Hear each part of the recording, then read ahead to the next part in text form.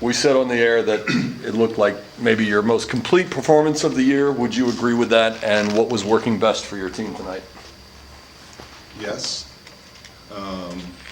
Yeah, it was the best performance for sure. Yeah, I mean, I think we did a lot of things well. We were able to keep the ball. We were able to push them lower. We were able to deal with their transitional moments. We dealt with the striker pretty well by challenging the first ball in and cleaned up the second ball, which was nice. Yeah, and then we were pretty good in transition. And then, yeah, we were much more clinical in front of goal. So it's been 10 games and we haven't had a clinical night in front of goal, and tonight was that for sure. You go into halftime up a couple of goals. What did you talk about in the locker room with your team? Talked about how they could hurt us. I thought they, obviously they could hurt us in, good on set pieces. I thought the striker, the 7, was a monster and a handful to deal with in the air. And then we were really worried about the number 11 and like how he could. He reminds us a lot of a player who played here last year. Kid reminds us of Niko Djordjevic and how he dribbles and can isolate players and keeps the ball really close to himself. So I thought in the first half we let him loose once around the edge, and it was their best chance in the first half. And then we just had to stay close to him to kind of deal with he was the key guy playing the final ball. So, and then at half we talked about center backs bringing the ball forward. We thought their line was high. We thought we could play behind them more. We talked about limiting risks through the midfield. Yeah, we talked about like keeping the arrogance and complacency out of our game. So I thought the message was pretty clear, and they handled it well. We've got a lot of mouths to feed around here.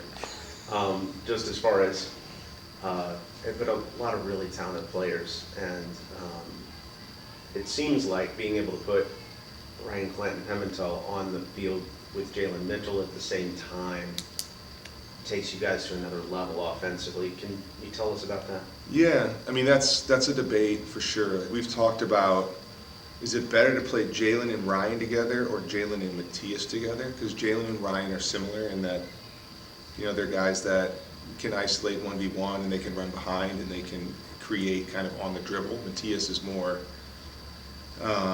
he's better in combination, and he plays like really good, clever entry passes into strikers' feet, and then when he's in the final third, like his selection of service is really good. But yeah, Ryan's pace and then just his like relentless attacking nature, like him and Jalen, you could see before the game, they lined up their most athletic center back on their right at first, and then they realized Jalen was playing off the left, and they switched because they were worried about Jalen 1v1. He got him like twice in the first 10 minutes. So yeah, both those guys are in good form, and when they're in good form, you got to keep riding them. To your initial point, like a lot of mouths to feed. I've said it a lot in this room that there's a lot of depth. It was nice to be able to get 20-something players an opportunity tonight. We've been dealing with a lot of illness and injury and that stuff. So to get all these guys minutes and share the load was good. But yeah, we're in a moment of fatigue for sure that we need to recover.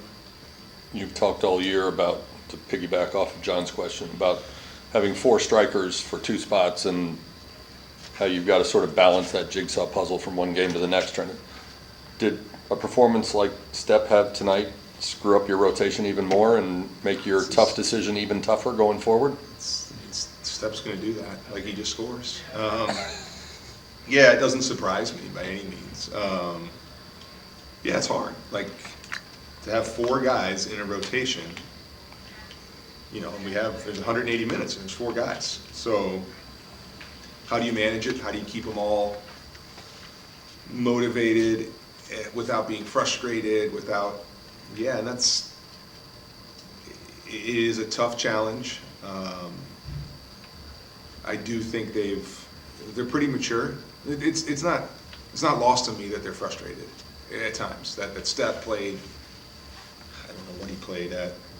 He's probably played 30 to 40 minutes in the last 2 games. And then tonight, he's got, he scores 3 goals. He plays 44 minutes. Started the second half. We left Luis and Steph on together to start the second half because they were doing well in creating, and Steph rewards us with 2 more goals. So yeah, it's not getting easier for me. There'll be meetings, as they are every week, of guys saying like, Coach, I can do more. I can help the team more. And my job is always to give clear information and be dead honest. Sometimes it's hard, but sometimes the answer is like, just be patient, keep going, and like, there's no other option other than like, you're not gonna quit, so put your head down and keep working. And Steph's done a good job of fighting through those challenging moments, and yeah, he deserves time. And but Milton's in great form too. Milton scored 2 goals last game, and he scored the winner tonight. So yeah, I'm happy with. And I thought Luis had one of his better games tonight too. And Mookie's always a handful. So yeah, I smile not because I take that responsibility lightly. I smile because we have options, which is nice. When it comes to Lopez, you guys see it all the time, in training and everything, but it seems like just that area, 22 yards and in for him is looking so comfortable right now, and he just expects to put it on frame and score. How important is that to your team right now, just that ability for him? Yeah, I mean, not only does he find it in good spots, like his ability to shoot quickly and to be really decisive in front of goal. The goal he scored last week at Notre Dame was like the keeper didn't even move because but by the time he looked, he's like, oh crap, it's behind me. He took it so quick and turned and fired it. And then again tonight, there was a good little combination off the left side, and the ball found him in the top of the box, and he took it really early. And a lot of, like all sports and all athletics, like rhythm is an important thing, and if the goalkeeper can get in rhythm and get set, it's much easier. But if he takes it when the goalkeeper isn't set and he hasn't put himself in the right position, like it's hard for him to react and get any push. So yeah, the finish tonight was great again. Yeah, back to the same question. You gotta keep feeding those mouths, and yeah, when you're 2 and 3-0 up, like the appetite doesn't go away. They get more hungry, So I got to continue to try to get more guys minutes. So All year, you've talked about Slade Starnes and a number of different things that he does well, but one of the things you've mentioned a lot is his ability in the air. And it's easy for us to look at him and say, okay, he's a big, tall guy. But other than simply his height, what makes him so effective in the air? Because to your point, Cal comes in here with a big, strong striker who's terrific in the air, and I think he got on the end of one cross all night, and seemed like Slade was there pretty much every time Lukic moved. What makes Slade so good in the air? Bravery, aggressiveness, and timing. I think is probably what goes into winning. Just being big gives you an advantage, but like he's not just like standing there and winning headers. Like he's going up, and he is going up with some conviction.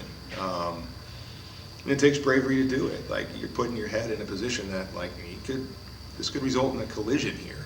So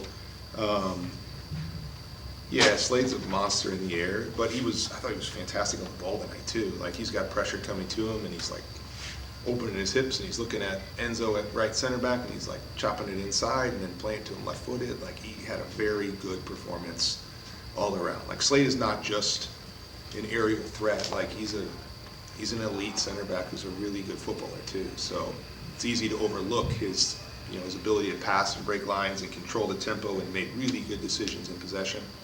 With like, oh look, he jumps high and wins the ball in the air. Like, yeah, it's a nice element of his game, but yeah, not only is he good in the air, he's a very good soccer player. Enzo Pinozzo's taken on a bigger role this year on the back line, and obviously played a lot more tonight. It's 74 minutes. against a team with some offensive weapons. What did you think of the way he performed as he's taking on a larger role for you? Yeah, and Enzo's been good all year. The opportunity and the opening at right center back, yeah, he's taken it on like and grabbed it with both hands. Yeah, I thought he and V-Lads were both really good. Both are good athletes. They can run things down in the channel, but they're also good enough, like when we build in a 3 and the opponent presses us with 2 strikers, that when we can change sides and they can just, both are athletic enough just to eliminate the striker with a first touch and a dribble. And now they start to collapse the defense and they can make good decisions. So, yeah, I got nothing but glowing reviews for both of those guys.